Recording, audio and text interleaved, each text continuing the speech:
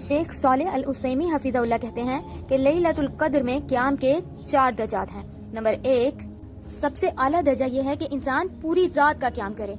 پوری رات نماز پڑھے اور عبادت میں گزارے۔ لیکن اگر یہ ممکن نہ ہو تو ایسے میں دوسرا آپشن یہ ہے کہ رات کے شروع اور آخری حصے میں قیام کیا جائے، یعنی رات کے شروع میں جتنا ممکن ہو عبادت کی جائے اور پھر رات کے آخری حصے میں بھی جس قدر ہمت ہو قیام کیا جائے۔ اور اگر کوئی یہ بھی نہ کر پائے، رات کے شروع اور آخری حصے میں بھی قیام نہ کر پائے، تو اس کے لیے تیسرا آپشن یہ ہے کہ صرف رات کے آخری حصے میں قیام کرے۔ اور اگر کوئی ایسا بھی نہ کر پائے تو اس کے لیے چوتھا آپشن یہ ہے کہ صرف رات کے ابتدائی حصے یعنی کہ عشاء کے فوراً بعد قیام کیا جائے۔ فضیلت کے لحاظ سے بھی یہی ترتیب ہے کہ سب سے افضل یہ ہے کہ پوری رات کا قیام کیا جائے، لیکن بعض دفعہ ایسا نہیں ہو پاتا، انسان پوری رات کا قیام نہیں کر پاتا، تو پھر دوسرا آپشن یہ ہے کہ انسان رات کے شروع اور آخری حصے میں قیام کرے۔ بعض دفعہ ایسا بھی نہیں ہو پاتا کہ ہم رات کے شروع اور آخری حصے میں قیام نہیں کر پاتے، دونوں حصوں میں قیام نہیں ہو پاتا، تو پھر تیسرا آپشن یہ ہے، تیسرا درجہ یہ ہے کہ صرف رات کے آخری حصے میں قیام کیا جائے۔ لیکن اگر کسی کو معلوم ہے کہ وہ رات کے آخری حصے میں بھی قیام نہیں کر پائے گا تو پھر اسے چاہیے کہ وہ کم از کم رات کے ابتدائی حصے یعنی عشاء کے فوراً بعد ضرور قیام کرے